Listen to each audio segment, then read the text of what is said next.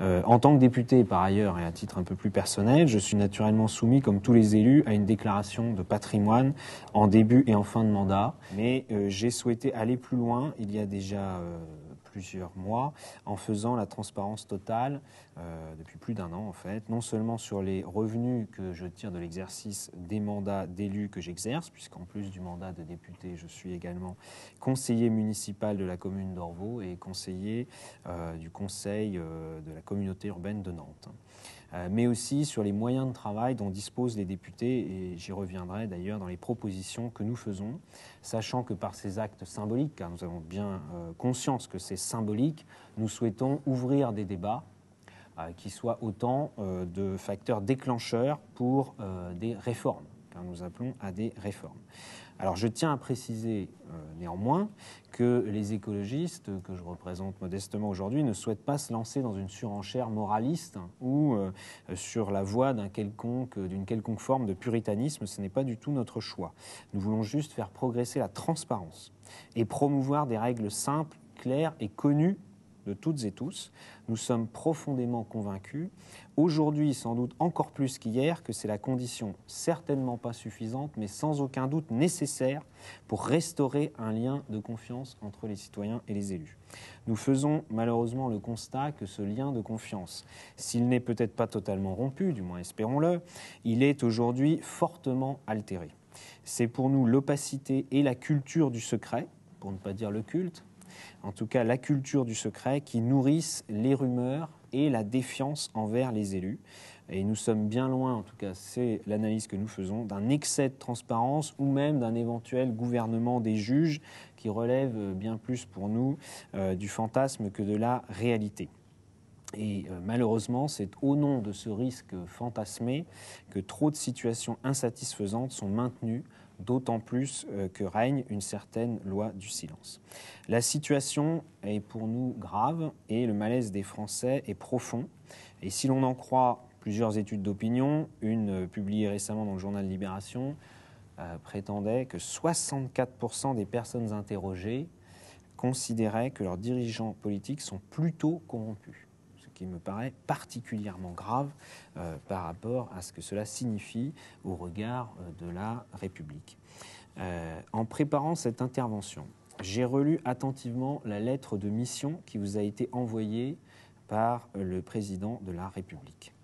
Dès le 3e paragraphe, le président de la République écrit, je le cite, « L'actualité récente et moins récente a cependant montré qu'en l'absence d'irrégularité par rapport aux lois en vigueur et en l'absence surtout de toute contrepartie ou recherche de contrepartie, certaines situations de cumul de responsabilités publiques ou privées étaient de nature à entretenir le soupçon quant à l'impartialité de l'action publique au niveau national comme au niveau local.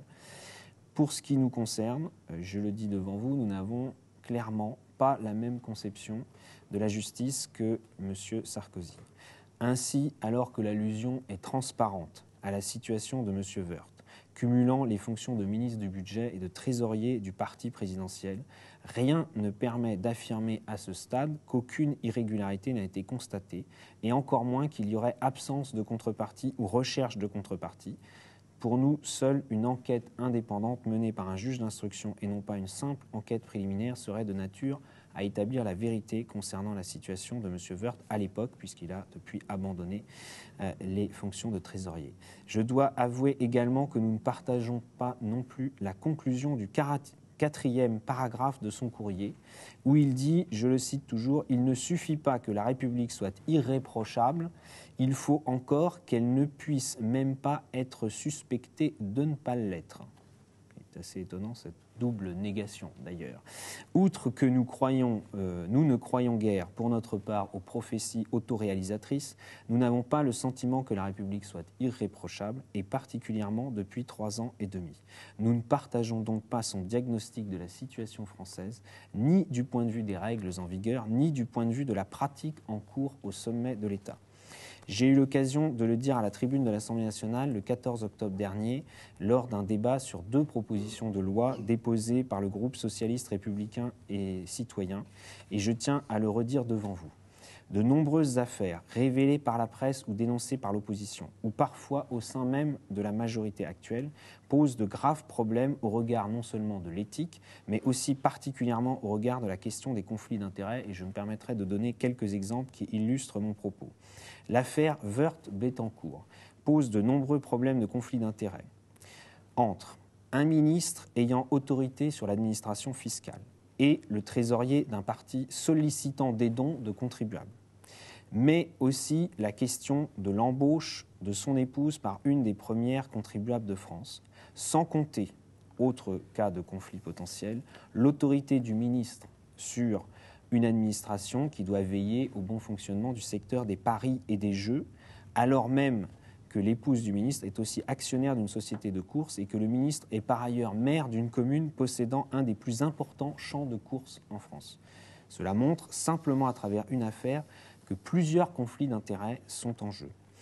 Autre affaire complexe est celle de l'arbitrage dont a bénéficié Bernard Tapie sur instruction du gouvernement, alors même que Bernard Tapie avait soutenu Nicolas Sarkozy à l'élection présidentielle. Plus caractérisé encore semble être le cas de François Pérolle.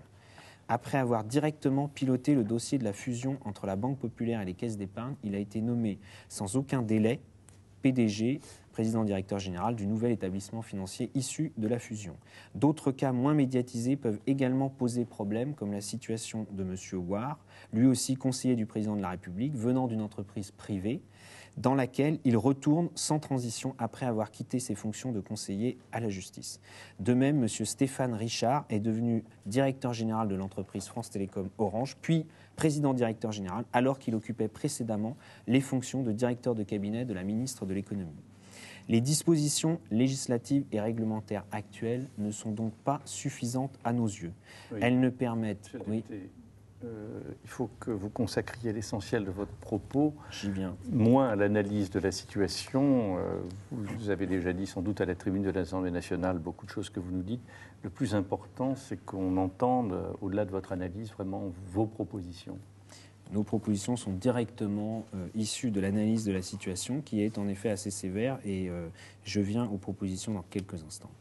Les dispositions législatives et réglementaires actuelles ne sont donc pas suffisantes à nos yeux. Elles ne permettent ni de se prémunir contre les conflits d'intérêts, ni de garantir la transparence à laquelle ont droit tous les citoyens. Et nous considérons à cet égard que la transparence est au cœur d'un nouvel arsenal législatif et réglementaire. Concernant les conflits d'intérêts, je ne rentrerai pas dans un débat sur les définitions, je constate simplement qu'il en existe plusieurs. J'ai d'ailleurs vu que, par exemple, M. Hirsch, que vous avez auditionné un peu avant moi, a repris celle de l'OCDE, et on peut en avoir d'autres. Il y a celle du Conseil de l'Europe qui me paraît très très large, sans doute un peu trop. On doit constater qu'aucune définition n'est inscrite dans la loi en France, donc encore moins évidemment dans le code pénal.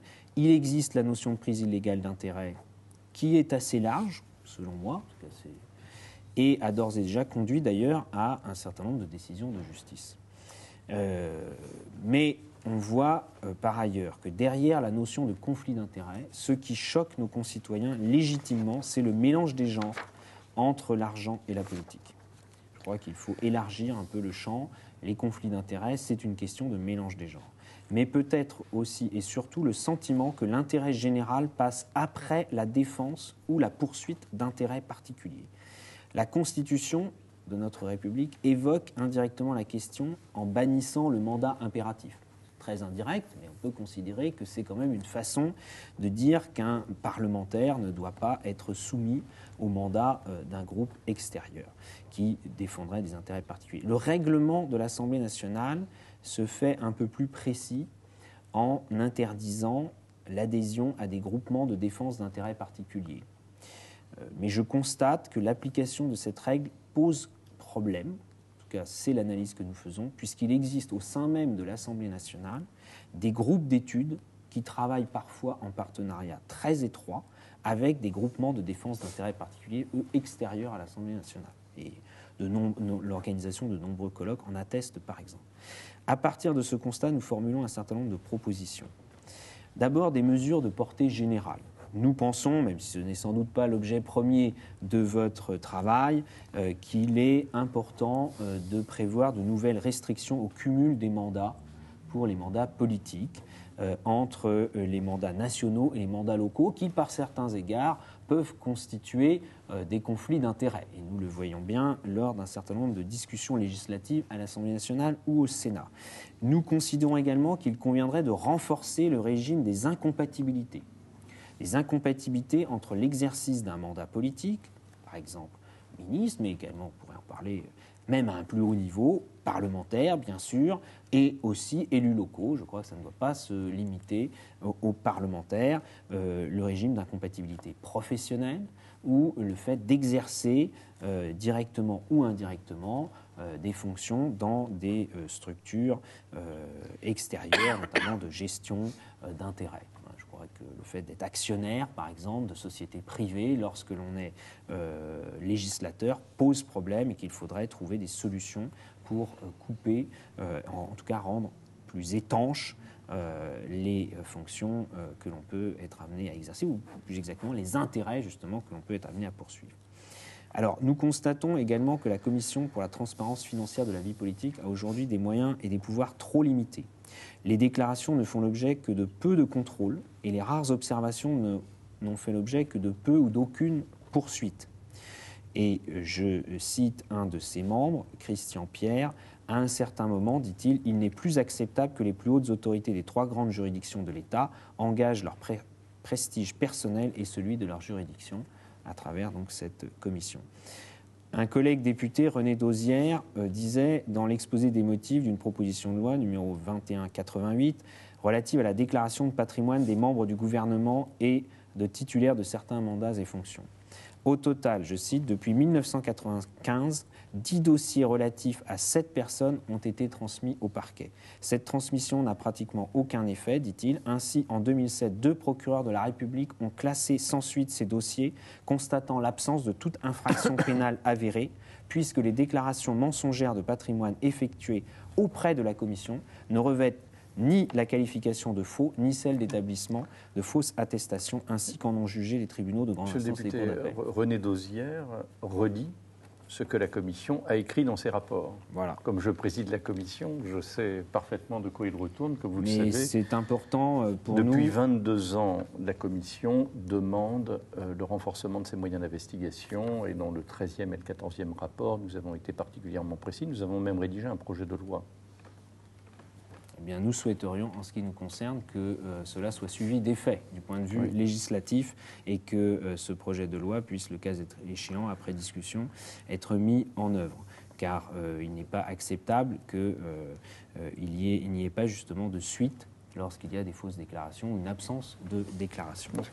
Concernant la commission de déontologie, sur ce que l'on appelle parfois le pantouflage des fonctionnaires placés, cette commission placée auprès du Premier ministre est chargée d'apprécier la compatibilité de toute activité lucrative, salariée ou non, dans une entreprise ou un organisme privé ou toute activité libérale avec les fonctions exercées au cours des 3 années précédant le début de cette activité.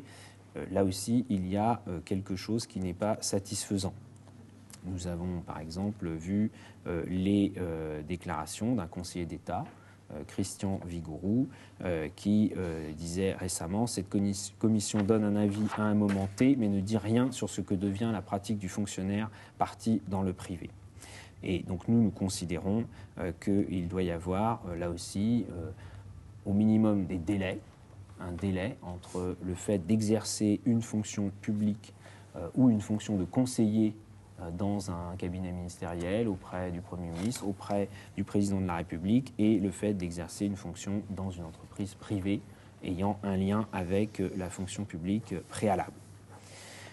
Nous proposons la création d'une commission nationale regroupant l'actuelle commission de déontologie et la commission pour la transparence de la vie politique.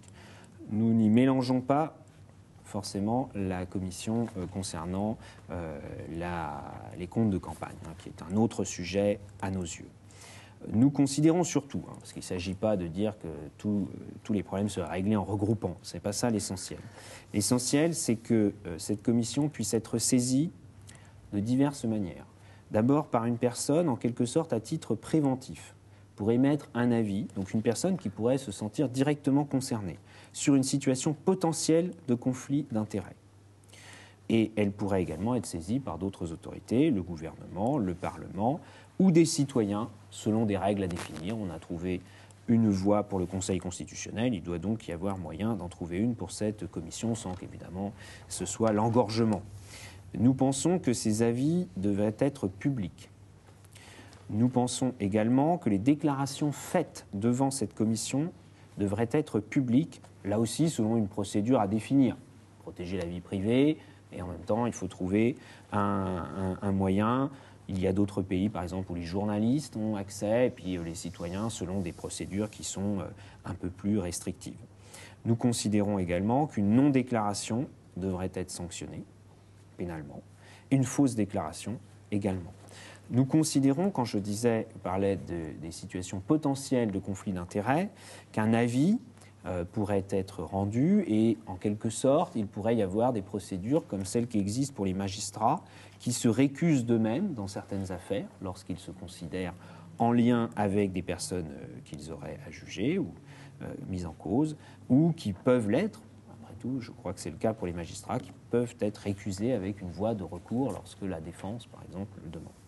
Concernant la Commission nationale des comptes de campagne et de financement de la vie politique, qui pour moi n'est pas au cœur du sujet qui nous occupe, nous voulons dire simplement un mot sur le fait qu'il y a eu des dérives concernant ce qu'il est convenu maintenant d'appeler les micro-partis, les petits partis.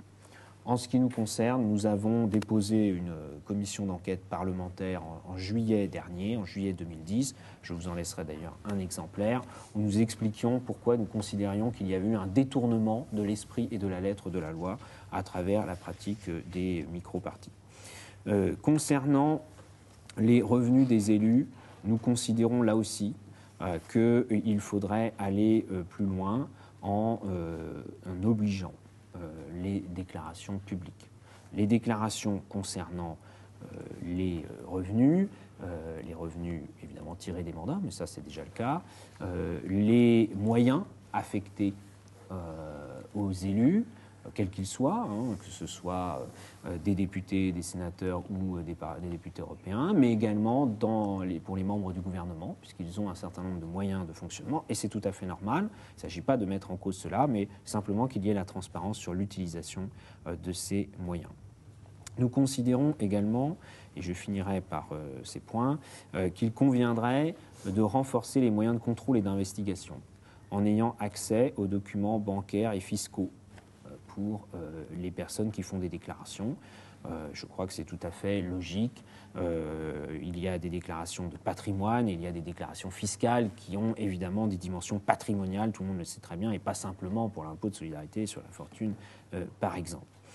Enfin, pour finir, on pourrait également parler de la question des lobbies, ou en tout cas de tous les groupes qui défendent un certain nombre d'intérêts particuliers. Il ne s'agit pas pour nous d'avoir une conception de la société où cela n'existerait pas. Il faut bien en tenir compte, mais là aussi, il conviendrait de renforcer les règles. Les assemblées parlementaires, l'Assemblée nationale notamment, s'est dotée de dispositifs qui nous paraissent à ce stade un peu trop légers, et sachant que nous avions constaté de graves dérives.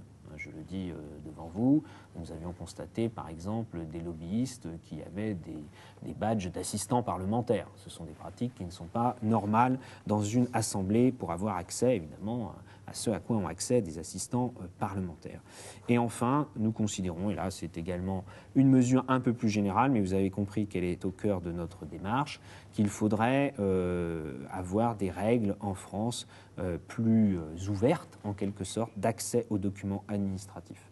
Nous considérons que la législation française est trop restrictive en la matière et il y a de nombreux exemples, y compris récents, qui le montrent, sans même parler du secret défense, même s'il est parfois fait un usage, à notre sens, un peu abusif du secret défense. Nous souhaiterions qu'il y ait des procédures plus ouvertes d'accès aux documents administratifs. D'accord. Je vous remercie. Merci bien. On va revenir donc sur la question de la prévention des conflits d'intérêts. Est-ce que vous croyez qu'il est utile ou qu'il est nécessaire de définir, et le cas échéant par quels moyens, une sorte de code de conduite des décideurs publics. Oui, je crois que la démarche des codes de bonne conduite, comme on dit souvent, Oui. peut être utile, mais je crois qu'il faudra faire la part entre ce qui relève du code de bonne conduite, qui est donc forcément plus un engagement moral, en quelque sorte, mais qui a sa valeur dans la mesure où chacun en aura connaissance, tout citoyen, et qu'il pourra voir les écarts avec ces codes de bonne conduite, et ce qui doit relever, à notre sens, de la loi, et un certain nombre d'éléments doivent pour nous relever de la loi, des obligations légales pour un certain nombre de déclarations, j'en ai parlé, ou aussi pour un certain nombre d'incompatibilités également, qui pour nous doivent être renforcées au niveau de la loi. D'accord. Alors, on va laisser les codes de conduite, bon, qui peuvent, j'allais dire, être édictés, comme était dicté le soft law, c'est-à-dire par les pairs, en quelque sorte, mais ça peut aussi procéder de la loi. Ce n'est pas parce que c'est un code de conduite que ça doit nécessairement émaner des personnes à qui ça s'applique. Mais venons-en à une des questions centrales sur laquelle réfléchit la Commission, qui est la déclaration d'intérêt. Finalement, vous en avez parlé assez peu. Et je voulais savoir si pour vous, il était utile, intéressant, nécessaire que les décideurs publics déclarent leurs intérêts, en amont même de tout conflit, mais justement pour permettre ensuite de voir s'il y a des risques de conflit. Oui, je crois que ce serait tout à fait utile, et quand nous parlons de la transparence, c'est que nous croyons qu'à partir du moment où un certain nombre de choses sont publiques, cela a une fonction clairement dissuasive et préventive. C'est-à-dire qu'un certain nombre de personnes qui seraient amenées soit à solliciter les suffrages pour devenir élus, par exemple députés ou sénateurs, on pourrait d'ailleurs imaginer que ces déclarations d'intérêt soient faites avant l'élection, lors de l'inscription des candidats. On pourrait en tout cas imaginer qu'évidemment elles soient faites pour que les électeurs jugent en connaissance de cause, naturellement, et que surtout elles soient faites lors de l'élection avec un délai de mise en conformité s'il y a incompatibilité dans un certain nombre de domaines. Mais par ailleurs, nous pensons, oui, sans même parler des incompatibilités, que le fait de déclarer les intérêts que l'on peut avoir, en ayant évidemment un arsenal de contrôle, que ce ne soit pas purement déclaratif. On va y venir. Ce serait tout à fait positif. Alors, mais je tiens quand même à préciser que dans notre esprit, et c'est pour ça que j'ai eu aussi la réaction sur le code de bonne conduite, la question uniquement relevant du bon vouloir des individus ne suffit pas à nos yeux. Il y a un certain nombre de situations que nous vivons aujourd'hui en France, de parlementaires, par exemple, qui ont des intérêts très importants dans l'industrie de l'armement, par exemple, ou dans les médias, etc. Et ces choses-là, pour nous, ne doivent pas pouvoir perdurer. Vous savez, c'est comme un code de bonne conduite. Une déclaration d'intérêt peut, j'allais dire, ne pas procéder de la bonne volonté du décideur public. La loi peut, le cas échéant, imposer une déclaration d'intérêt. Donc, il ne faut pas préjuger du tout du niveau normatif. Le niveau normatif, il peut être extrêmement varié, mais ça peut être aussi la loi. S'il y a des déclarations d'intérêt, vous paraissez considérer cette formule comme étant pertinente, qu'est-ce qu'il faudrait déclarer ? Et pour qui ? Alors, pour qui ? Je pense qu'il faut que l'ensemble des personnes exerçant des fonctions politiques, des mandats politiques, le fassent. Et je pense depuis le président de la République jusqu'à un certain niveau de responsabilité d'élu local. Je crois qu'on ne va pas forcément entrer dans le détail, mais on peut penser les maires, par exemple, en passant bien sûr par tous les parlementaires et les membres du gouvernement, quel que soit leur niveau de responsabilité. Après, il serait sans doute également sain que ce soit le cas par rapport à d'autres personnes exerçant des fonctions publiques, qu'ils relèvent directement de la fonction publique ou qu'ils soient à la tête d'une autorité administrative indépendante ou d'autres organismes de ce type. Ensuite, alors là, les règles de publicité, il faut voir, en ce qui concerne les élus, je pense qu'elle doit être la plus large, la plus transparente possible. Pour le reste, c'est à discuter. Et quant aux intérêts déclarés, voilà. Il faudrait évidemment en faire la liste aussi exhaustive que possible ou définir des grands principes pour que tout y rentre.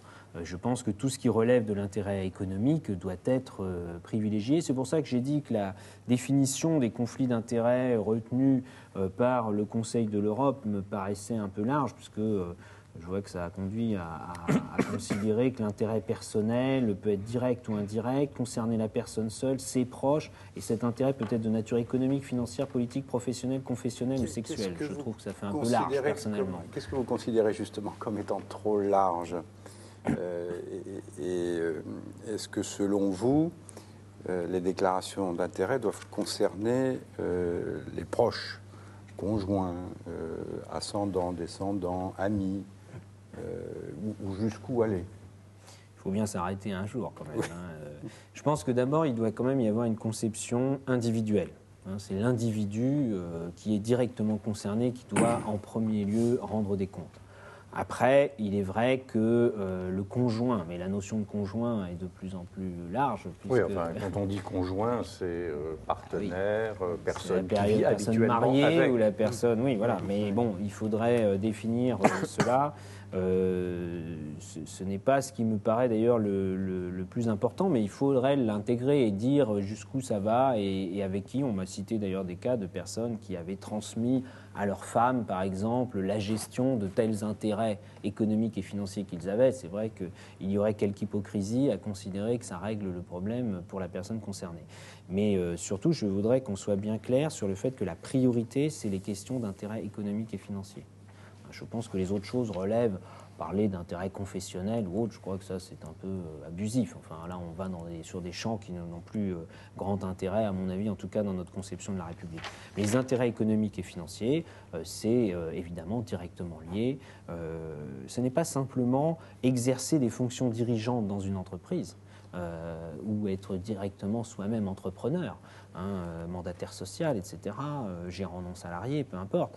C'est le fait d'être actionnaire et de détenir un certain nombre de patrimoines qui ont, évidemment, dont la valeur peut changer en fonction de décisions politiques prises par l'intéressé lui-même. Je crois que c'est ça qui est en question.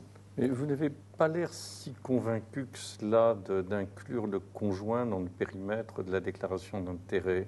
Si, je crois qu'il faut l'inclure, mais quand j'entendais parler des proches, etc., c'est vrai qu'on va aller vers des notions assez floues. Je pense que si on prend un ministre, il est important de parler des membres de son cabinet. Si on prend un député ou un sénateur, il est important de parler de ses attachés parlementaires. Là, il y a des liens directs qui sont clairement identifiables. Il faut bien identifier les liens. Il ne faut pas que ça devienne non plus quelque chose qui soit une nébuleuse totalement non définie. Et si, sur le conjoint, la conjointe, les enfants ou les parents, on peut parfaitement imaginer les choses. Mais encore une fois, surtout s'il y a des liens économiques et financiers entre eux, a fortiori. Très bien. Et alors, cette déclaration d'intérêt donc, devrait être exploitée de quelle manière, contrôlée de quelle manière?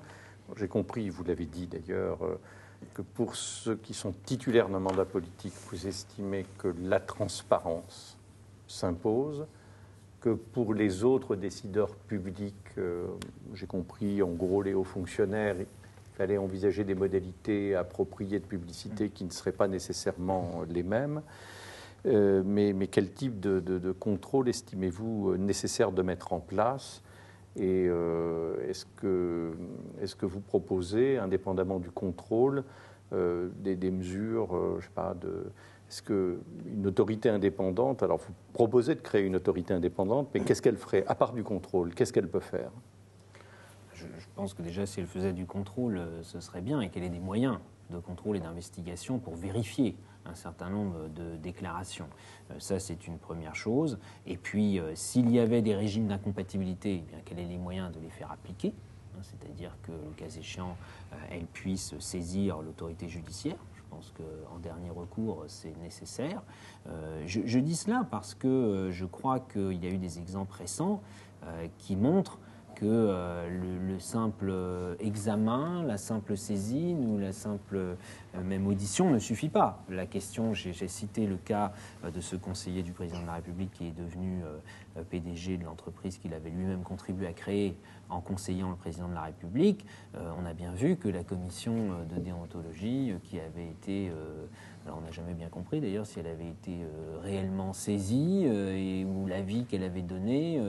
Là, il y a eu un dysfonctionnement, soit qui, à mon avis, relève d'ailleurs des pouvoirs de ces commissions. Et puis, après, je pense qu'il faut laisser faire fonctionner la justice. Si les personnes ne se mettent pas en conformité d'elles-mêmes, il faut pouvoir laisser fonctionner la justice, mais il faut qu'elle puisse être saisie directement.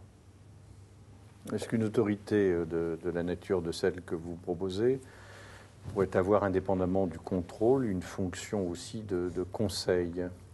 Oui, tout à fait. C'est ce que j'ai indiqué dans mon propos, à titre donner des avis qui seraient rendus publics, soit parce qu'elle serait saisie par un autre organe de l'État, je l'ai dit, ça peut être le gouvernement ou autre, mais aussi par une personne qui se sent directement concernée et qui voudrait être éclairée sur les mesures qu'elle pourrait prendre pour mettre fin à ce qui pourrait être considéré comme un conflit d'intérêts potentiel. Ça, c'est pour l'exercice donc d'une fonction publique. Et quand on sort de cette fonction publique pour rejoindre le secteur privé, alors vous avez déjà parlé de la commission de déontologie, de l'insuffisance du contrôle qu'elle exerce. Est-ce que vous pouvez préciser davantage votre position? Bon, vous avez regretté que dans un cas déterminé, il n'y ait pas eu de saisine de la commission de déontologie, donc je suppose que vous souhaitez que tous les cas lui soient soumis.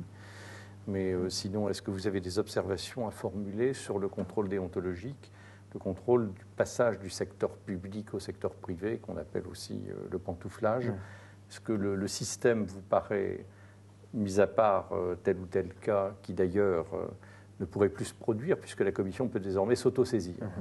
Est-ce que vous avez des propositions sur ce sujet pour l'après-fonction publique?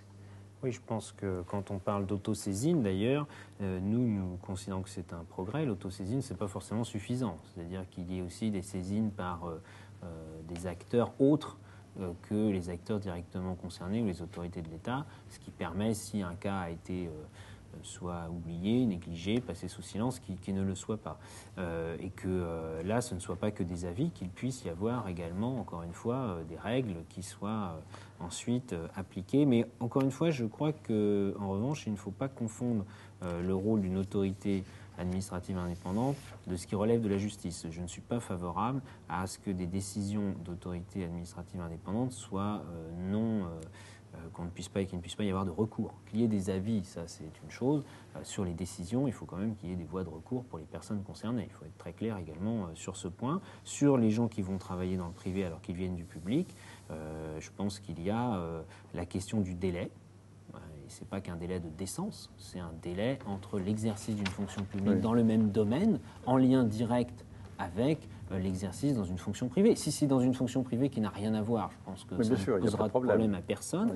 Et ça, c'est quelque chose, je crois que... Alors, il faut discuter sur le délai. Est-ce que c'est 1 an, 3 ans, 5 ans? Bon, ça, c'est le degré de dureté. Après, est un choix aussi politique. Puis il faut être pragmatique. Mais il doit y avoir cette question du délai et la question du suivi. C'est-à-dire que le cas échéant, on sait bien qu'il pourrait y avoir une sorte de contournement de ce délai en exerçant des fonctions qui, en l'apparence, n'ont pas de rapport et qui, au bout de quelques mois, ou au bout en tout cas avant l'expiration du délai, en auraient un. Donc il faudrait évidemment veiller à ce que ce ne soit pas le cas. Monsieur le Premier Président. Oui, vous avez évoqué le régime des incompatibilités. Pour les ministres, est-ce que les incompatibilités doivent être, selon vous, renforcées? Est-ce que vous estimez que être ministre implique de n'avoir aucune autre responsabilité? Est-ce que, selon vous, on peut être dans un conflit d'intérêts à partir du moment où, effectivement,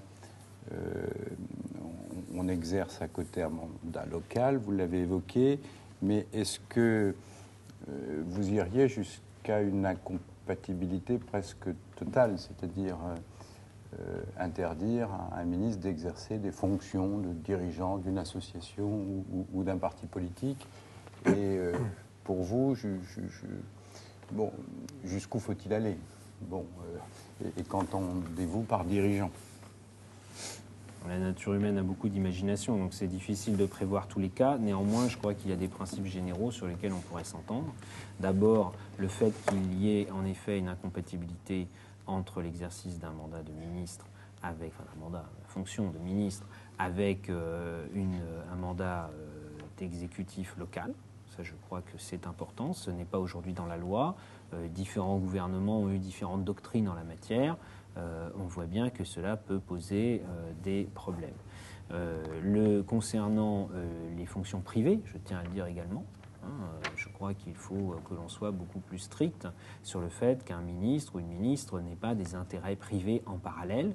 Et je crois d'ailleurs, et c'est une solution qui mériterait, je pense, d'être creusée, que lorsque Thierry Breton a été nommé ministre de l'économie, alors qu'il avait des actions dans un certain nombre de sociétés, il a trouvé les voies il a mis une barrière étanche entre lui, entre sa capacité à gérer ces actions qu'il a perdues au profit d'une société financière qui le gérait le temps de son mandat, et il reprenait ensuite une fois son mandat de ministre terminé.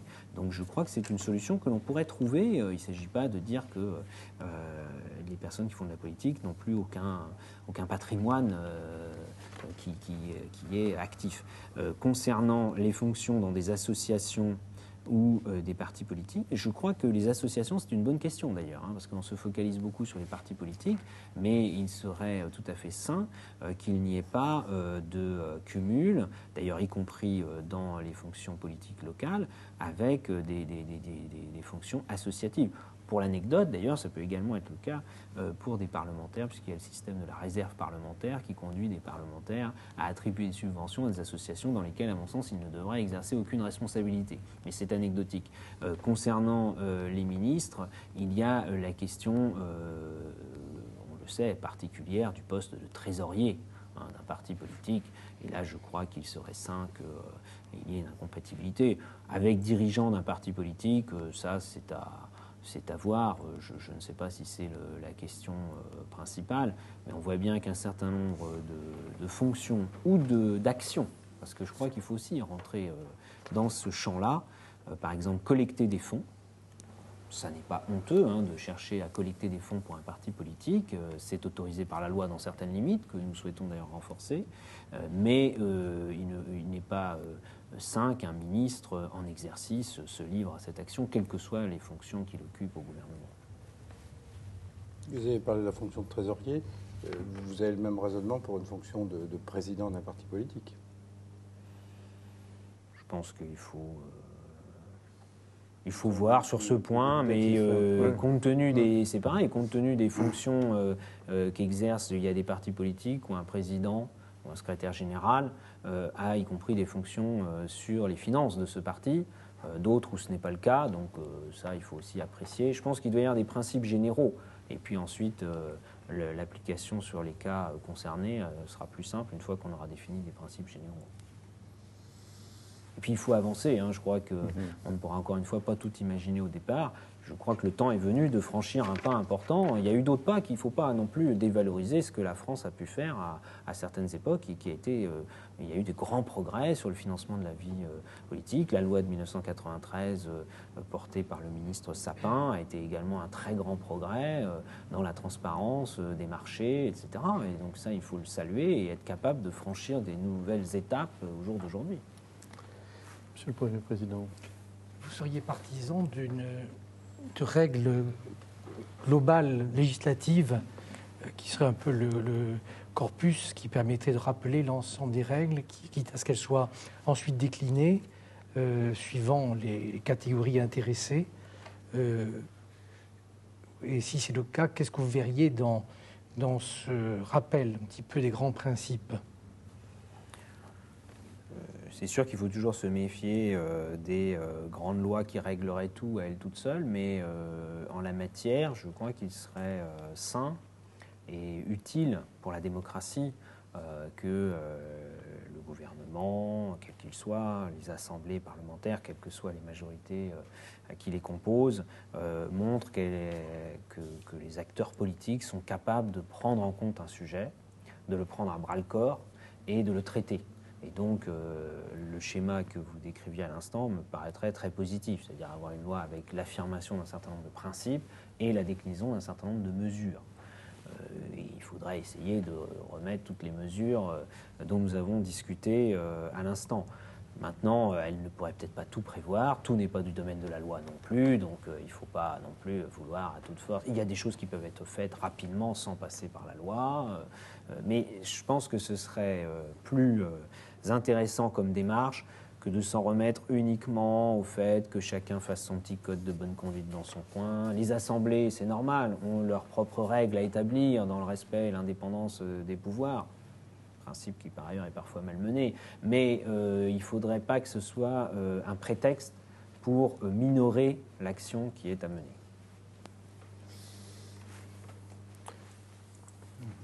En ce qui concerne les cadeaux et les libéralités qui sont accordées aux hommes politiques, aux membres du gouvernement, aux fonctionnaires, est-ce que vous avez des recommandations, des préconisations Oui, je crois que l'on pourrait considérer que là aussi, d'abord, un certain nombre de choses devraient être déclarées à partir d'un certain montant. Je crois qu'il ne faut pas non plus... c'est pas parce qu'on reçoit un stylo publicitaire ou que sais-je que l'on est tout de suite potentiellement corrompu. Hein. Il ne faut pas non plus tout mélanger.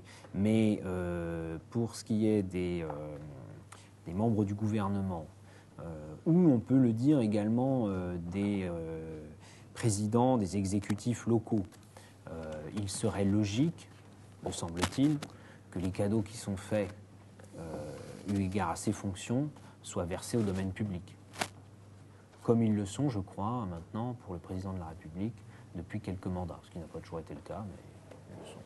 C'est une bonne règle. C'est en principe le cas pour les ministres. Les cadeaux de valeur doivent être remis au mobilier national. Ouais. Même les timbres, peut-être, je ne sais pas. Est-ce que les dispositions répressives qui existent et dont vous avez parlé, est-ce que ces dispositions vous paraissent suffisantes en matière de répression du trafic d'influence, de la corruption, de la prise illégale d'intérêt? Les dispositifs actuels? Oui, les dispositifs actuels dans le code pénal.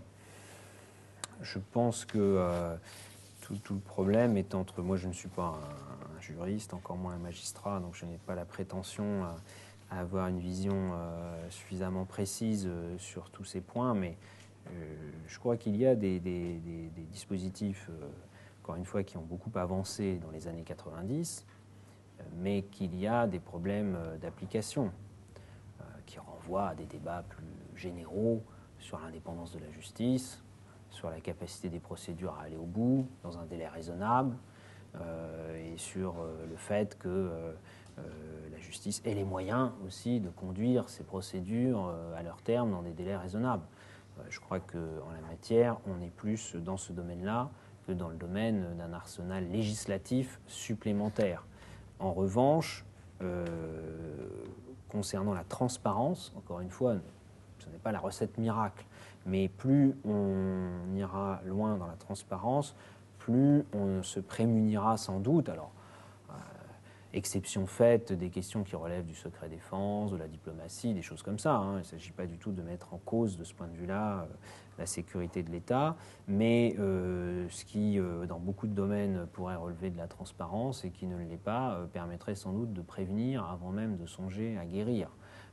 Et là, il y aurait des règles plus strictes à édicter pour qu'il y ait, encore une fois, plus de transparence sur un certain nombre d'actes, soit qui relèvent de l'individu lorsqu'il est dans certaines fonctions, soit de l'institution, et puis sur l'accès aux documents administratifs. Merci. Merci monsieur beaucoup.